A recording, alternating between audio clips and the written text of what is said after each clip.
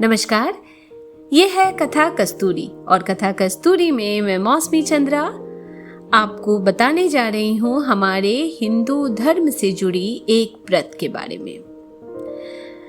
ये निर्जला व्रत है ना, बोरिंग नहीं है, क्योंकि इस व्रत को मैं आपको बताऊंगी एक कहानी के रूप में। ये व्रत माँ अपने बच्चे के लिए करती है, जो उनके उत्तम स्वास्थ्य, लंबी आयु के लिए किया जाता है।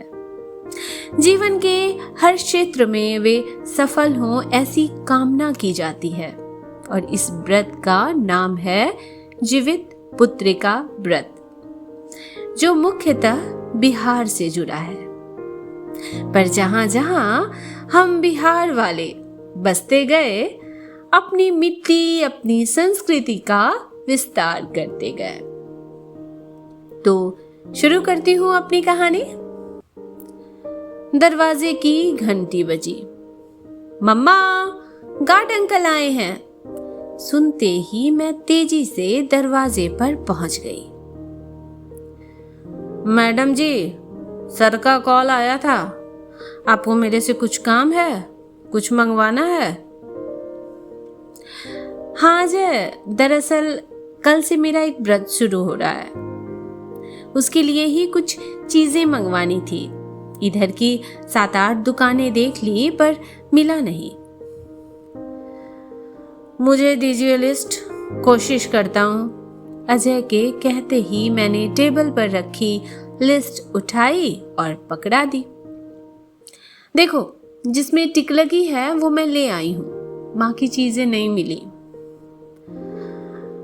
मैडम, इसमें तो मेरी भी समझ में नहीं आ रहा है, क्या क्या लिखा है आपने? कंदा, मड़ुआ, खमरुआ, पोए साग, नौनी साग, कुसी, मटर, ये सब तो सुना भी नहीं। और ये लवकुश का जोड़ा, ये क्या है? ओह, मेरा चेहरा मुरझा गया। आखिरी उम्मीद भी धूमिल पड़ गई। पिछले 3 दिनों में मैंने आसपास की सभी दुकानें देख ली थी। यही जवाब मिला था सब जगह से। लगा था गांव का होने के कारण अजय जरूर जानता होगा, पर अब तो हस्बैंड भी शहर से बाहर है, कल पूजा है, कैसे करूंगी? मुझे चुप देखकर अजय ने पूछा, क्या हो गया मैडम जी? लगता है इस बार भी मेरी पूजा आधी अधूरी रहेगी।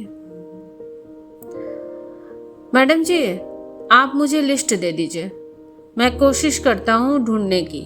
उसने मेरे हाथ से लिस्ट ली और चला गया। दरअसल कल से मेरे जीवित पुत्रिका व्रत की शुरुआत थी। ये मुख्यतः बिहार का पर्व है, पर विभिन्न प्रांतों में भी इसे अलग अलग तरह से मनाया जाता है। पहला दिन होता है नहाए खाए का। हर व्रत के एक दिन पहले ये नहाए खाए व्रत करना पड़ता है, जिसका नियम होता है पूजा के पहले शरीर की शुद्धि। इस दिन नहाकर ही कुछ ग्रहण कर सकते हैं। नहाने के पहले न चाय न पानी। नहाकर पूजा करने के बाद ही रसोई में जाना होता है। इस दिन कई तरह की सब्जियां बनती है।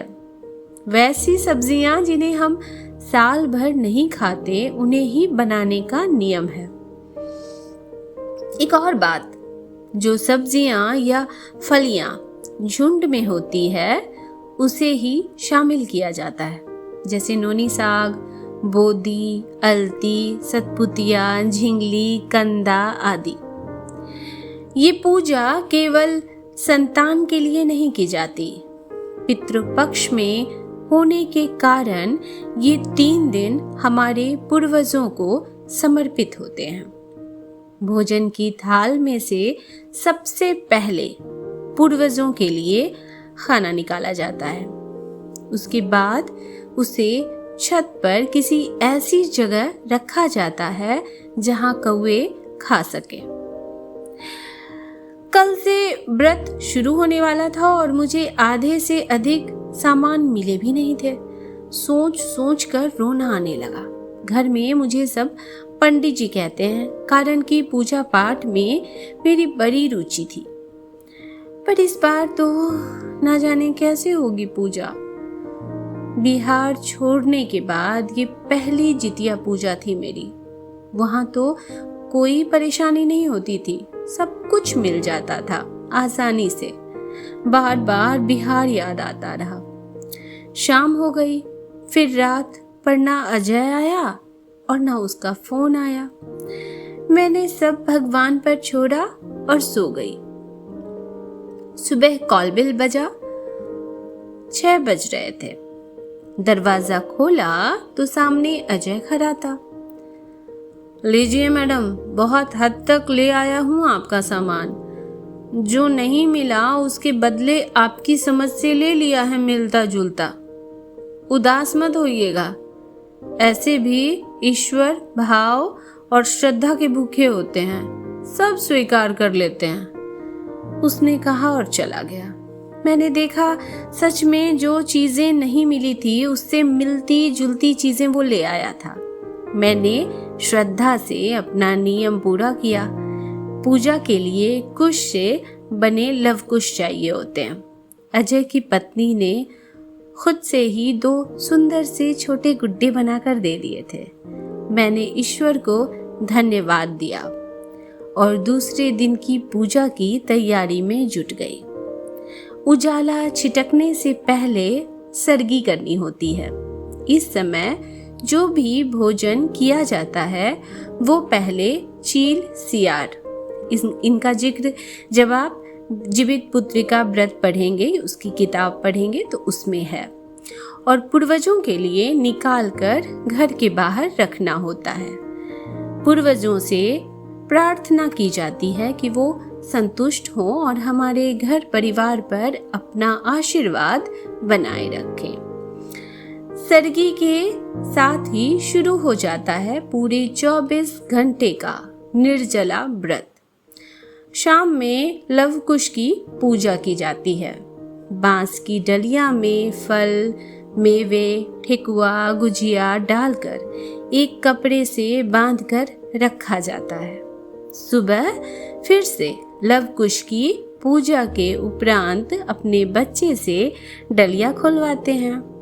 कुछ महिलाएं जैसे कि मैं सोने से बने जितिया, जो कि नाव के आकार की होती है, वो गले में पहनते हैं।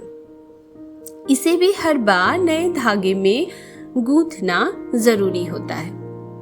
अपने प्रांत से दूर जो पूजा मुझे इतनी कठिन लग रही थी उसे ईश्वर ने अच्छे से निभा दिया। हमेशा से हम स्त्रियां अपने तीज, त्योहार, परंपराओं, मूल्यों को लेकर बहुत भावुक होती है।